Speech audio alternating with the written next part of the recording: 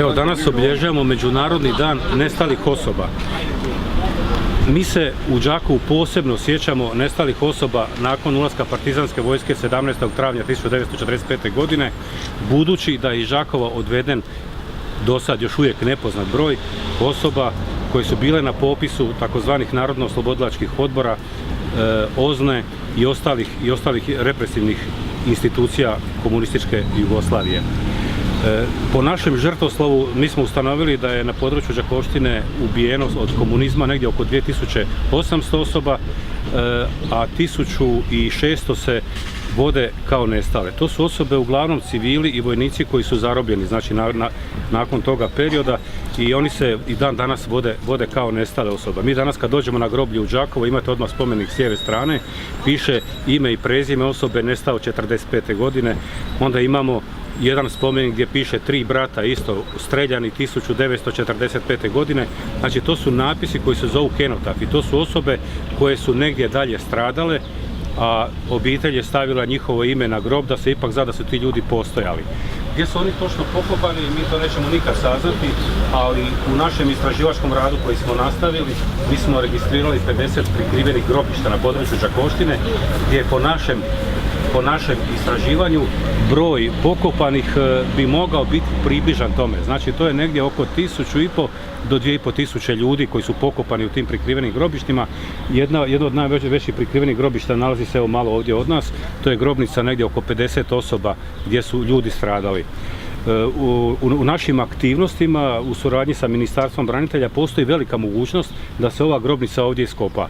Ako se ona iskopa, koliko će točno osoba biti nađeno ne znamo, ali po našim istraživanjima možemo doći do zaključka da jedan dio tog grobišta ispod komiteta imamo svjedoke koji kažu kad se kopao ovaj komitet da su pronađene ostaci ljudskih tijela, kosti, i one su navodno odvežene tamo gdje je sada, gdje je ona prodavaonica Plodine, navodno su tamo te kosti bačene.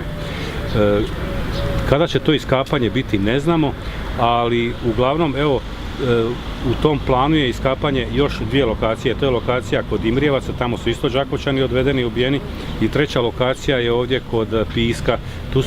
Tu po sjećanju svjedoka ima negdje oko 40 osoba koji su likvidirani baš u to vrijeme oko 17. travnja i koji se vode nestali. I ovih dana sam ja puno govorio o dokumentima koje mi nalazimo u arhivu. Ima jedan dokument koji smo mi našli u arhivu u Osijeku, to je dokument Narodno-oslobodilačkog odbora za Slavoniju, gdje doslovno piše uputstvo kako se ponašati kad se uđe u veće gradove. Piše da treba u roku, to je znači Narodno-oslobodilački odbor u suradnji sa OZNom napravi uputu.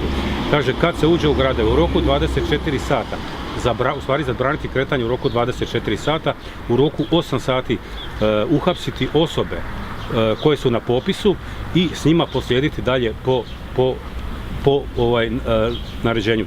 To su bile likvidacije. Ali evo, svjedoci smo danas u medijima da je pronađen sličan dokument, još stravičniji, u Sloveniji ovih dana, gdje piše, to je komunistička partija Slovenije dala na naredbu, da isto kad se uđe u gradove likvidirati sve osobe koji mogu smetati da dođu na vlast. To su uglavnom osobe koje su školovane, koje imaju nekakvu imovinu i koje su radile u nekakvim državnim službama u tom periodu. Znači to su bile osobe koje su bile od poštara, konduktera u državnoj službi koja nije odgovarala tadašnje vlasti.